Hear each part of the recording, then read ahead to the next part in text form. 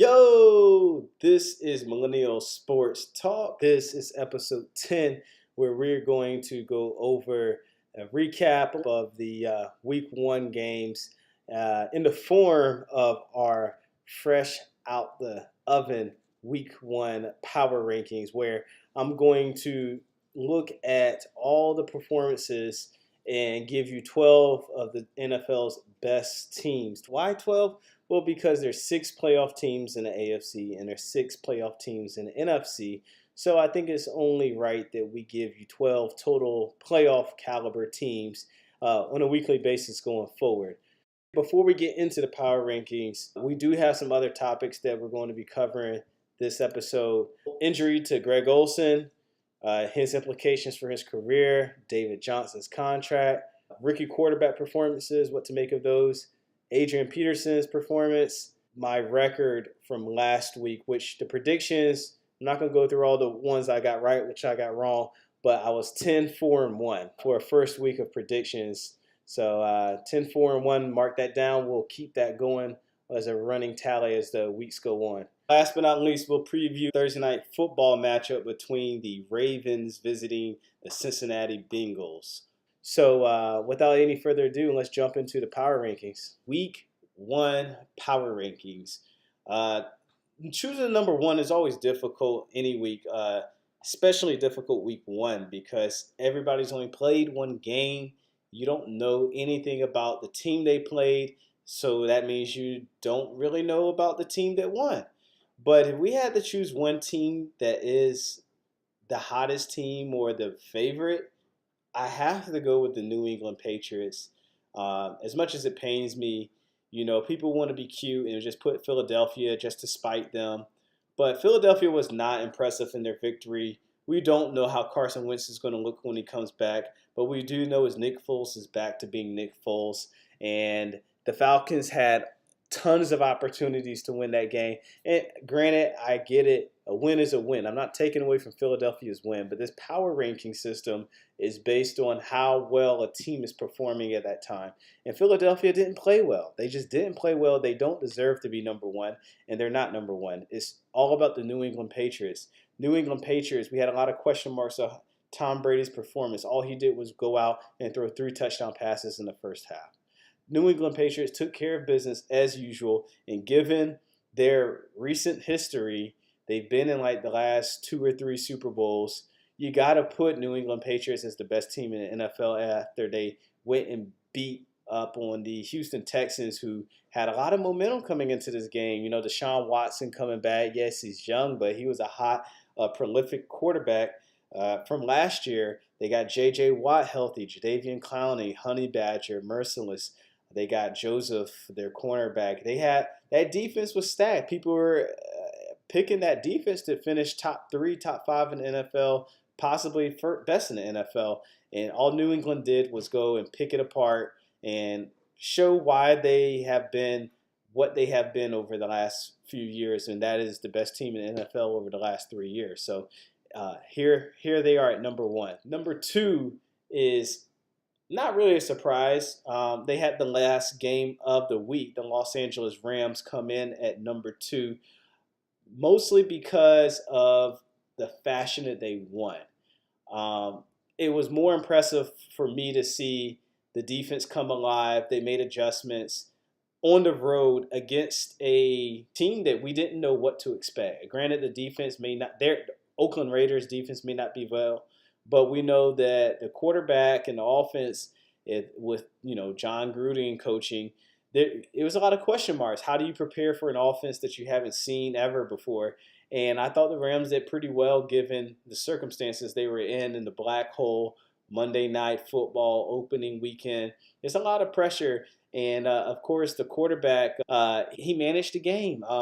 He was like, 18 of 31, hovering around 50% completion rating. So not impressive numbers, but still, that's what the Rams are. They do not need to have a quarterback that's going to throw for 70% of the passes completed. He's not going to need to throw for 300, 400 yards. And he's just got to make sure he takes care of the ball. And Todd Gurley got 100 yards. The defense will step up, and If they put 20, 24, 28, 21 points on the board, they're probably going to win most games of the season. So I have the LA Rams as the #2 team in this Week 1 power ranking. #3 comes your defending Super Bowl champions, Philadelphia Eagles. I have to give them some respect, even though their performance probably wasn't as impressive as the rest of the top 5. The simple fact they are the defending Super Bowl champions. They had the first game in prime time, and with the weather delay, I don't know if you want to give that any slack, but they still came out and won a game they probably shouldn't have won, and that does take some type of guts. It's not easy to win the NFL, and I give them credit for winning despite having a bad day and bad play at quarterback position. But that's about all you can give them, along with the fact that they're defending Super Bowl champions. They get the #3 spot. #4 is the Minnesota Vikings, who, if it wasn't for the Eagles winning the Super Bowl and beating these same Vikings, I would put Minnesota above Philly. But Minnesota does deserve to come in at 4 after, Kirk Cousins came in the offseason. He's the big addition, but they also got Dalvin Cook back, and they look like a good team. Now, the 49ers did give them a tough ride at the end, but Minnesota pulled the game out, and I expect a lot from this Minnesota team to come. So yeah, let's keep an eye on Minnesota. They will play Green Bay, which will be a very good test, and which is another reason why I think you can put them at 4 this week, because they will have to earn that spot if they want to stay there this coming week. #5 is the Jacksonville Jaguars. The Jaguars, as we know, went to the AFC Championship last season, but this season everybody's wondering if Blake Bortles has really improved. And what we saw was that no, he's still Blake Bortles against the Giants, but that defense is still legit. The defense is still legit, which makes them a contender and gives them every right to be a top 5 team in the NFL at the moment. #6 is the Green Bay Packers. Now, overall, the Packers could very well be better than the Jaguars, but with an Aaron Rodgers already getting hurt, like one of the hot takes I had earlier in the episodes, I think it was at 5 or 6, I can't put them above the Jaguars with an injured and hobbled Aaron Rodgers, and that defense is not that great. Yeah, if Aaron Rodgers was fully healthy, they probably could have taken that 5 spot, especially that gutsy win and come from behind win. I love that. I love when a team can come from behind and win a football game in the NFL. It's never easy, and Rodgers did it while injured. That's the highlight. That is the heart and soul of the team. So with a healthy Rodgers, they're top 5. Without healthy Rodgers, they're not top 5. They're 6, and that's where they land in this week's power rankings. #7 will surprise a lot of people because, let's just be honest, they probably don't fully deserve this spot. But like the Patriots and like the Eagles, I'm going by history to support their justification. The Pittsburgh Steelers come in at 7, and it's honestly, if you looked at that game, the Steelers didn't play that poorly. It was just a few individuals who played poorly, which was Ben Roethlisberger and the kicker. If Ben, which we know was a risk because it was part of my hot takes, was that Ben would be rusty and the Steelers would start 0-2 or 0-3 to start the season because he did not get any reps in the preseason. He played like 2 drives the entire preseason. So that was very evident in that game. Ben did not have a good awareness for the pocket. He stepped up a little, but he wasn't feeling the rush. He did not have the anticipation for the rush that he normally does, and that resulted in him giving the ball away 4 times and ultimately leading to the tie that we faced with the Cleveland Browns. But again, individual performances by the kicker. The kicker, 42-yard field goal is tough. I know it's a monsoon, but guess what? We just paid you $20 million. And I think it was all of 2016, all of 2017.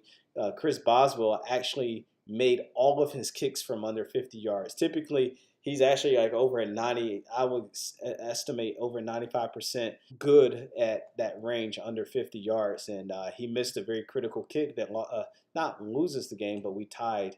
And since we didn't lose, I think it's justified of a performance considering we didn't have Le'Veon Bell, and we really dominated that game. So the performance was there. It was just two individuals that really stood out that kind of screwed up that game.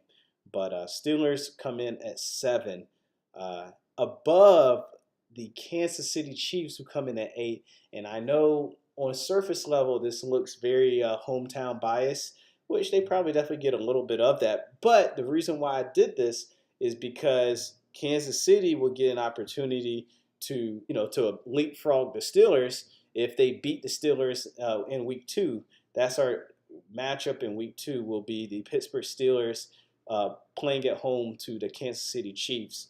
The Chiefs, I won't say destroyed. They beat the Chargers by 10 in LA, which in reality wasn't even it was like a road game for both teams, to be fair. It was like a bowl game. It was a neutral site, if not more favorite to the Chiefs.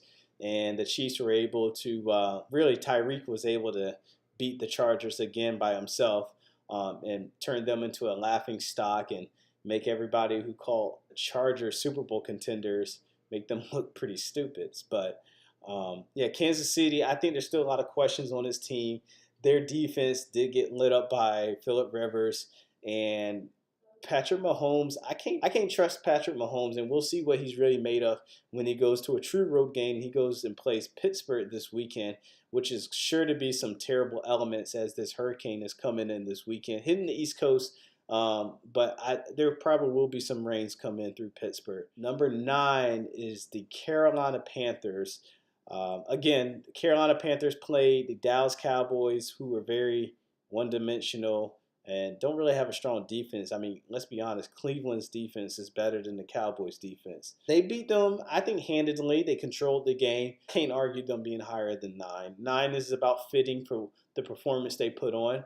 But, Carolina Panthers seem to be a very steady team at this point as far as what to expect from year to year. And what to expect is a little bit inconsistency. We'll get into some of their woes later on as they're facing a major loss of Greg Olsen, which at this point they're accustomed to not playing with Greg Olsen. Last year they pretty much did it the entire season. Carolina Panthers 9, I think, is fair. A fair ranking for them. At number 10, we have the Baltimore Ravens, who beat the Bills 47-3, just completely destroyed them. But I guess one reason why I still have them at 10, which is respectable for a Ravens team who missed the playoffs last year, we knew this Bills team wasn't going to be that good, especially coming into Baltimore. I think they have some time to figure things out, but Nathan Peterman going into Baltimore was just a recipe for disaster. Yeah, the scoreline is not impacting my decision on the Ravens so much, but I do believe they're a solid top 10 team in the NFL, and they'll be able to prove that with the win against the Bengals, who are also 1-0. The Houston Texans come in at number 11, and yes, I know they lost, but their performance was admirable and more impressive to me than the Bengals' performance, strictly given the fact that the Bengals, they just have to do it for 2 weeks in a row for me. I know the Texans, I have more trust in the Texans than I do the Bengals, and that's based off of history. And Cincinnati, they beat the Colts. They pulled a good victory out. Yeah, you just got to do it again, and the Bengals will get in the top 12 next week if they beat the Ravens this weekend, Thursday night. So our last spot of the power rankings is number 12, and this was a very difficult decision because we have some teams that played very well, and we have some teams that actually won after playing very well. But it really comes down to who do I believe in going forward, because I don't want to have to move this ranking up and down all the time. I want to be right? I don't want to have to be right after the fact. I want to be right before the fact. So I'm going to go ahead and put the New Orleans Saints as our 12th team in this week's power ranking. And they get it over Tampa Bay because, let's just be honest, does anybody actually, other than Tampa Bay fans, actually believe that the Buccaneers are a better team than the Saints? I don't. I think they kind of got lightning in a bottle, and we know the Saints can be a little up and down. It was definitely a very impressive win, and Tampa Bay has an opportunity to stay in the hunt and even get into the power ranking next week and the week following when they play Pittsburgh. That defense is still sorry, and if they play another team, I just don't see Ryan Fitzpatrick throwing up 40 points again and winning the football game. So Saints do get it narrowly over the Buccaneers. Other teams that I was considering for 12 was Cincinnati Bengals, as they did beat the Colts, and it was pretty impressive overall. Not too impressive, but for Cincinnati standards, they were impressive.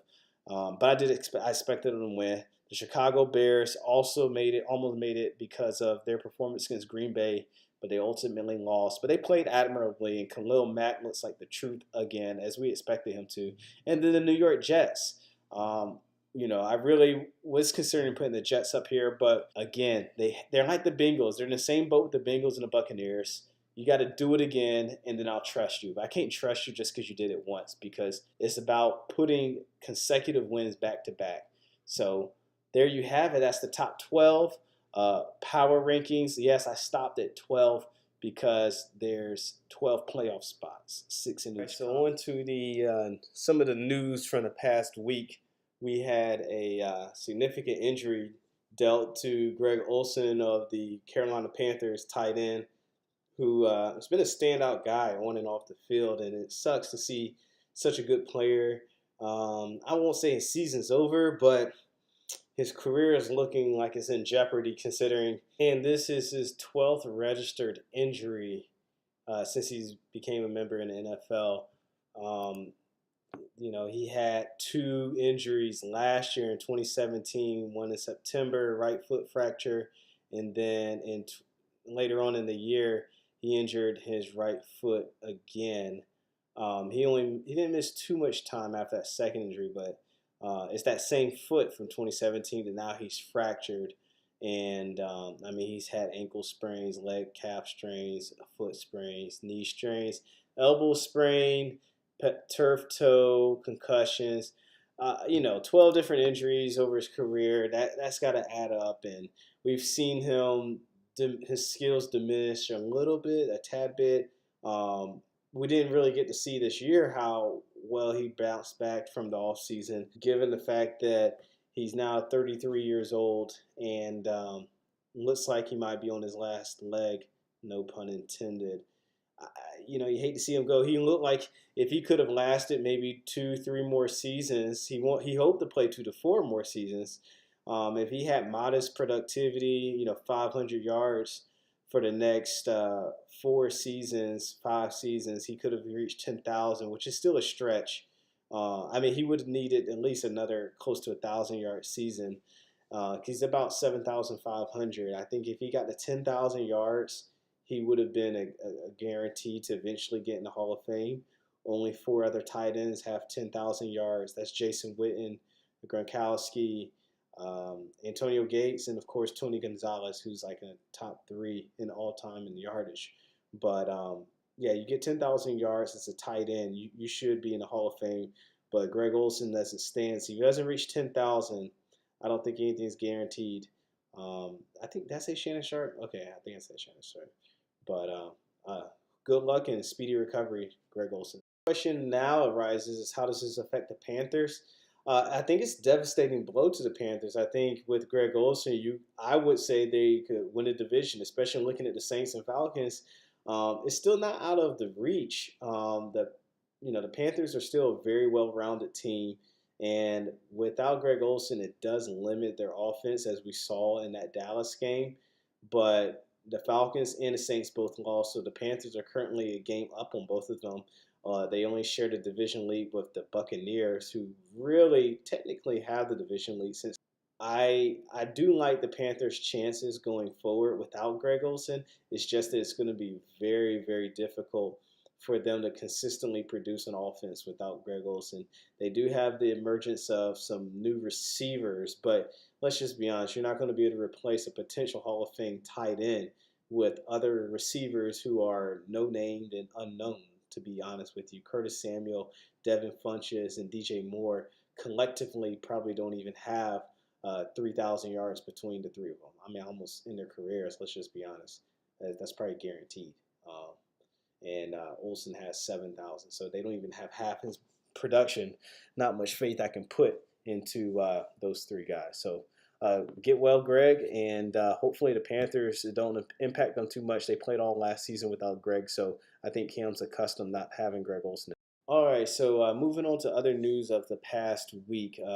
Besides the tie that we know occurred in Cleveland, there's another key statistic that I wanted to bring up, and that is 192 scrimmage yards were gained by James Conner during that game, which was Pittsburgh's single game matches Pittsburgh's single game high from a player by the name of Le'Veon Bell back in 2017, which is interesting considering that Bell was a all-pro running back last year who a lot of people claim to be invaluable to the Steelers and is currently holding out on his contract, considering the fact that he wants to be paid like a number one running back and a number two receiver put together in a bundle of 17 million is what he's expecting.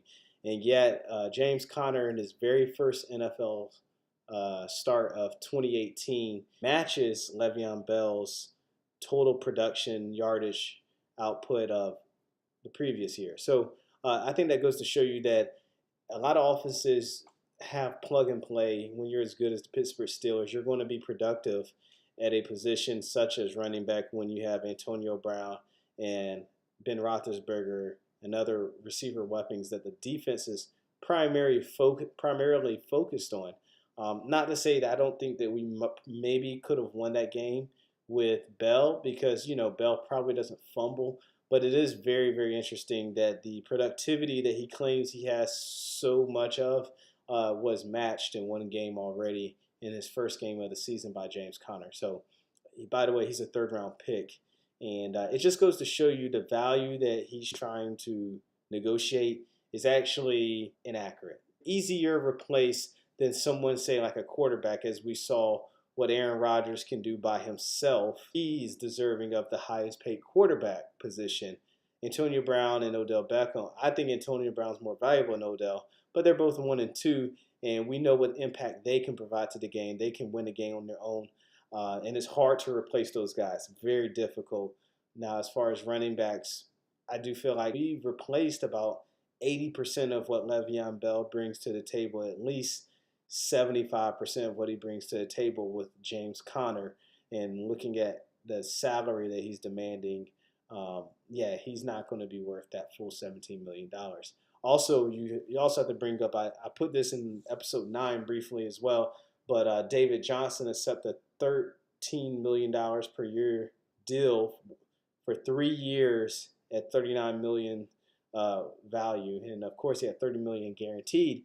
But, with a short contract length of 3 years, there's no reason not to guarantee most of that deal since you're not going to cut the guy after the first year or the second year. Then that third year is the final year of the contract.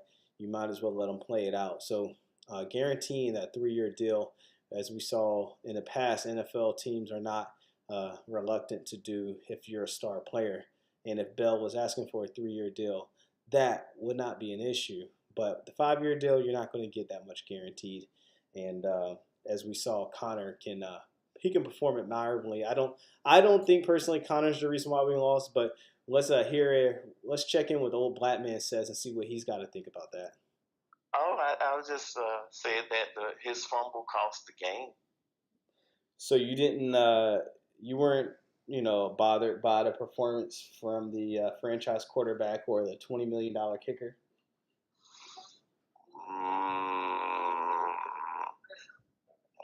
I ain't saying I wasn't. I didn't say I wasn't bothered by that. All I'm saying is that fumble, because I just watched it again.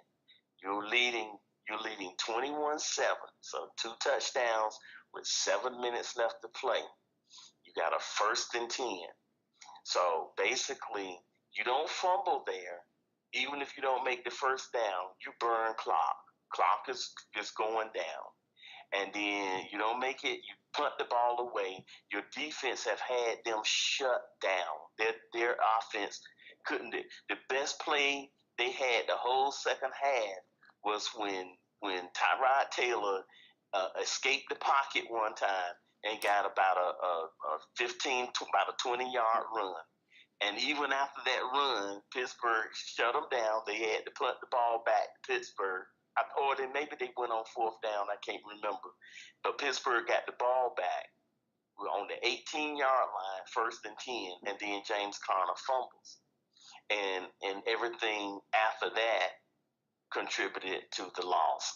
So if he had not fumbled right there, then Pittsburgh wins this game easily, and it's over. We don't have to be talking about Ben's fumble. We don't have to be talking about anything else. That game is over. Okay. That game is over. I get that because that was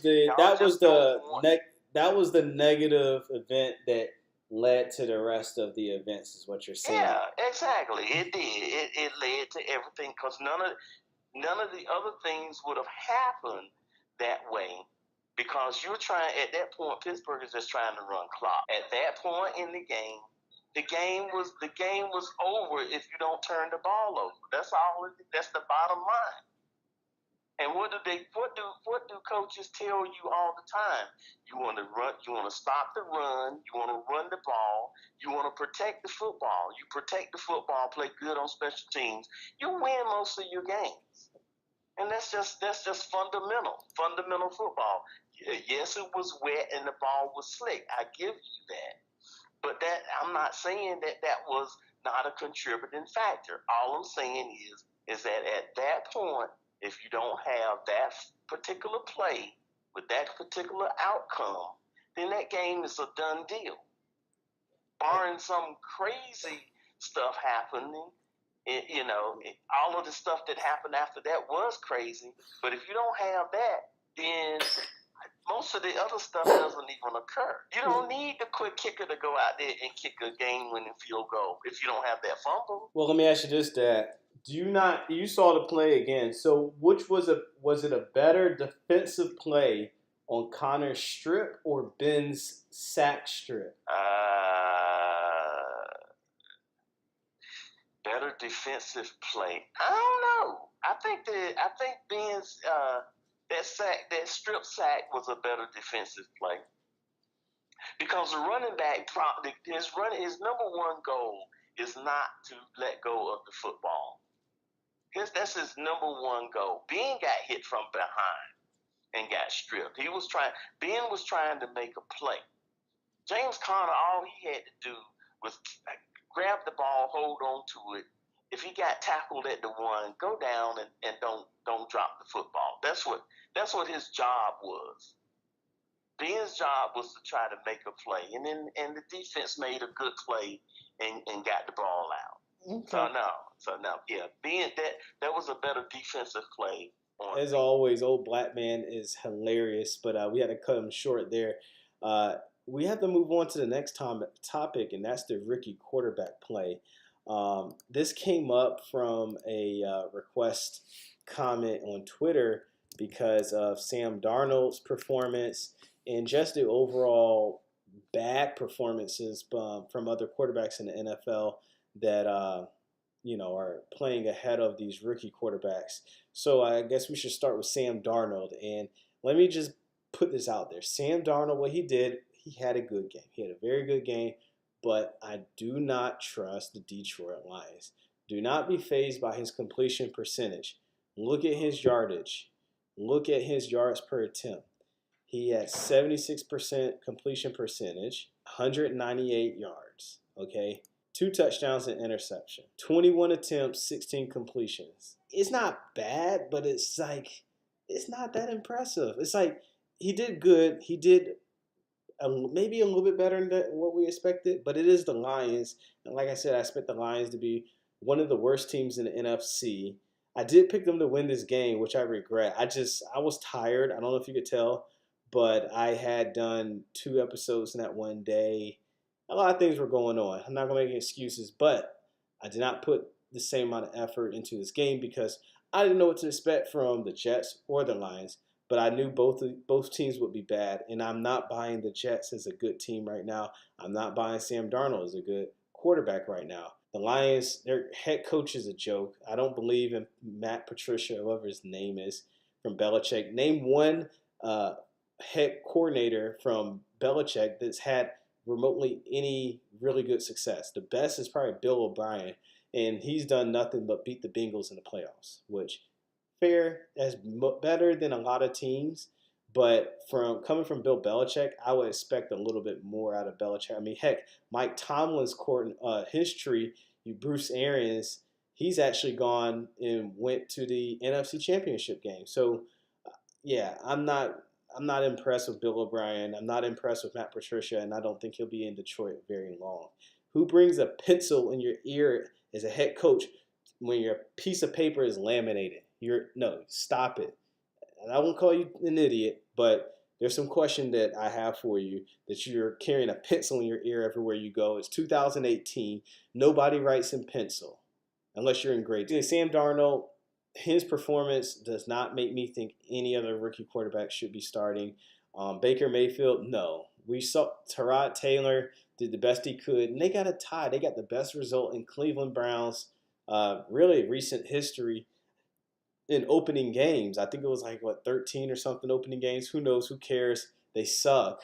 And this year they're doing a little bit better. And part of that is because Tyrod Taylor was able to make something out of nothing and not make too many mistakes. I do think Baker Mayfield would have made more mistakes than Tyrod Taylor, and any more mistakes than Tyrod Taylor likely would have resulted in a loss. So no, I'm not trusting Baker Mayfield just yet. As bad as it sounds, let Tyrod Taylor get beat up. Same thing with the Cardinals and Bradford. Bradford didn't play that well and they lost. But let these quarterbacks, they're veterans, let them take the heat. That's what and give them a chance. Let's just be honest. Give them a chance to respond. You can't yank a guy after 1 week and you paid him money to be the starter and you've gone through training camp to be a starter. Show some faith in your guy.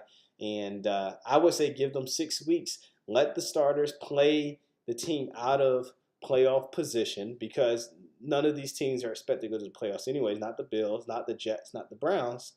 The Ravens maybe, but we're not really calling for Lamar Jackson yet as Flacco's played pretty well. So let these other 3 teams play themselves out of position for the playoffs, and then you put the rookie on when he doesn't have any pressure on him, and he's got confidence that, hey, these guys, I can't be worse than these guys. So let's wait a few weeks before we call for the rookies quarterbacks to start. And last but not least, I just wanted to throw a performance of the week. My props goes out to, of course, James Conner. He would have gotten it, but he fumbled and ultimately cost his team the game. But you got to give it to Adrian Peterson. He's 33 years old. He's had a ton of injuries in his past. Most running backs you don't see put up 162 total yards from scrimmage in his debut. That's impressive. I mean, Connor beat him by 30 yards at 192, but AP didn't fumble to make his team lose, and he got the receiving touchdowns too. So in the longest, he had a 52-yard receiving touchdown, which was a great play. Props to AP, props to the Redskins for giving him a chance, and they won that game because of AP. The only thing I would caution is he had 26 carries on a 3.7-yard rush per attempt, which is not very impressive. Washington, what are you doing? Why are you running a 33-year-old running back 26 times in a game? That's stupid. I don't care if he is Adrian Peterson. Let him sustain this workload a little bit better, build him up. Just allow the guy to last 16 games, okay? Allow him to play well for you over the course of the season because you're going to need him. Don't run his wheels off already. It's the beginning of the season. You have Chris Thompson. You have other running backs. Use them. But props to AP. All right, so as a bonus for the delay in the posting of this episode, we're going to give you a prediction. Thursday Night Football. I was going to go in a different episode, but this is the last episode before this Thursday night game. And it's really difficult, as a Steeler fan, you're a bystander to this match. You get to see these two teams beat up on each other. So I'm just hoping for, I hate to say it, injuries. But, I just don't want these teams to be at their best when they play us. But really, if I had to choose one winner, it's in Cincinnati. I'm still going Baltimore just because I do feel like Baltimore is a better team. They got a lot of offensive weapons they added this year. Flacco's playing for his job. I think Burfict's still out, and Baltimore's just a better, more disciplined team. They're not going to shoot themselves in the foot as much as the Bengals. So I'm going to have Baltimore by 3 to 5 points, -5 this game. I don't think it'll be more than a touchdown game. I think it'll be pretty. So that's going to do it for today's episode. Week 10 is in the books. Oh, I'm sorry. That's going to do it for today's episode. Week 1 is in the books, and so is episode 10. We got our first ever power rankings, and we have Premier League this weekend. So I'm going to put together a nice episode for Premier League. We might get some guest speakers, and then also we're going to have to outlook week 2. Week 2 is going to be a spicy week in the NFL, and can't wait, right? Can't wait. All right, guys. Peace.